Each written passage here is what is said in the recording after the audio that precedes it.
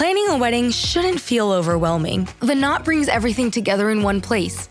Vendors who get your vibe, a custom planning checklist, guest list tools, and a free wedding website that syncs with it all. So instead of juggling a dozen apps and spreadsheets, you can actually enjoy getting married.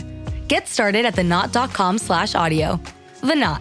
Let's plan your wedding together.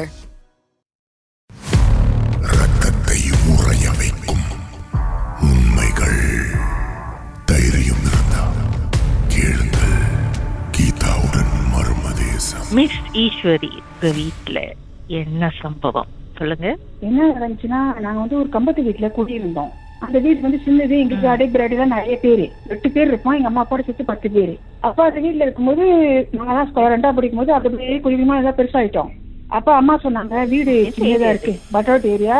அப்ப அங்க குடியிருக்கும் போது வீடு சின்னதா இருக்குன்னு சொல்லிட்டு அம்மா அப்பா சொன்னாங்க, சரி நம்ம வீடு பீண்டாயிடலாம், பிள்ளைங்களா பெருசாகிட்டு இருக்கு, வீடு வரை சின்னதா இருக்குன்னு.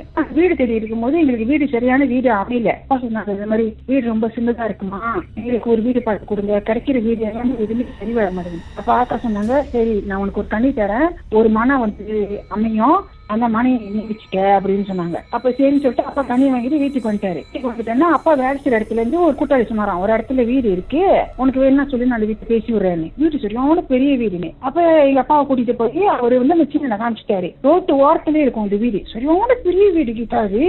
உள்ளுக்கு ஹால் அவ்வளவு பெருசு இருக்கும், குசம் அவ்வளவு பெருசு. ஆனா அந்த வீடு 7 வருஷம் யாருமே குடியில்லை அந்த வீட்டுல. அந்த டைம்ல யாரும் எங்க கிட்ட சொல்லல.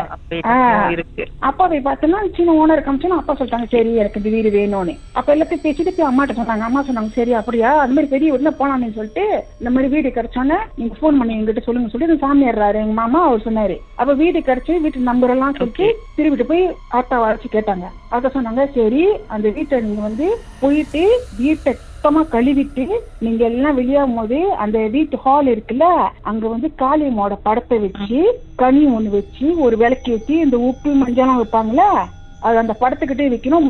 மூளை வைக்க வேணாம். அந்த ஹால்ல அந்த படத்தை வச்சு செய்யறீங்களா அந்த இடத்துல விளக்கு வச்சுட்டு கனி ஒண்ணு நான் கொடுத்த கனி அங்க வச்சுட்டு மஞ்சள் வச்சுட்டு உப்பு வச்சுட்டு நீங்க வந்துருங்கன்னு. சரின்னு வீடு கழுவு போனாங்க. வீடு கழுவும் போது எங்க அப்பா எங்க அம்மா 2 தம்பியோட கூட்டாளிங்க 2 பேர் போனாங்க. போயிட்டு வீட்டை கதவை திறந்தோன்னு பயந்துட்டாங்க எங்க அம்மா. அந்த வீடு ஒரு பேய் வீடு கெடுக்கலாமா. அந்த ஒட்டடை இருக்குல்ல, அது மேல இருந்து பூம்பங்க இருந்து வளர்ந்து கீழே சிமெண்ட் போடுதான். அப்பதான் பாத்துங்க எங்க அம்மாக்கு பயமா இருக்காது. எங்க அம்மா பாத்துட்டு இருக்கேன், என்னங்க நீங்க இந்த மாதிரி வீடை பாத்துருக்கீங்க, நானும் பாக்காம சரின்னு சொல்லிட்டேங்க. அப்ப என் தம்பி தான் சொல்லிருக்காங்க, அப்பா இந்த வீடு வேணா. இதெல்லாம் பாக்கலையா? அப்பா வெளியதான் பாத்துக்காரு, உள்ளுக்கு பாக்கல. அப்புறம் சரி சொல்லிட்டு அப்பா சொன்னாங்க, பயப்படாத, அதான் ஆத்தா கண்ணி கொடுத்துருக்காங்களே, ஏதாவது ஒண்ணுன்னா ஆத்தா நிச்சயம் சொல்லியிருப்பாங்க, இது நல்ல வீடுதான், ஆனா வீடு யாரும் குடியில்லாதனால தான் அப்படி இருக்கு சொல்லிட்டு அந்த ஹோட்டலெல்லாம் அடிச்சு எல்லாத்தையும் கழுவி எடுக்கிறதுக்கு ஒரு 7 மணி நேரம் ஆயிருக்கும். ஏன்னா அவங்க மத்தியானம் 12 மணிக்கு போனாங்க, சாயங்காலம் 7 மணிக்கு தான் வந்தாங்க எல்லாத்தையும் கழுவிட்டு. ஏன்னா அந்த ஹோட்டலை தூசி எல்லாத்தையும் கழுவி வச்சுட்டு அதே மாதிரி விளக்கி வச்சுட்டு வந்துட்டாங்க. வந்துட்டு அவங்க சொன்னாங்க 3 நாள். இந்த சம்பவம் டைம்ல உங்களுக்கு ஒரு 12-11 வயசு இருக்கும். இல்ல 17 வயசு. சரி சொல்லிட்டு ஜாமான் எடுத்துட்டு வந்துட்டோம். ஆனா ஆத்தா என்ன சொன்னாங்கன்னா, வீடு கழுவிட்டு அந்த ஜாமான வைக்க சொன்னாங்கல்ல, ஆனா 3 நாள் செஞ்சு நீங்க குடி போன பிறகு அதே படத்தை அதே இடத்துல வச்சுக்க, குடி போய் ஜாமான இறக்கிட்டு நாங்க ஒட்டுமொத்தமா போயிட்டோங்க. அந்த அன்னைக்கு நீங்க என்ன செய்யணும், அதே காளியம்மா படத்தை அந்த ஹால்ல விரிச்சு பொங்கல் சோறு பொங்கி வச்சுட்டு ஒரு டம்ளர் தண்ணி வச்சு விளக்கு ஏத்தணும். பூ மாலை பழமா வடை பலகாரம் எதுவுமே வைக்க கூடாது.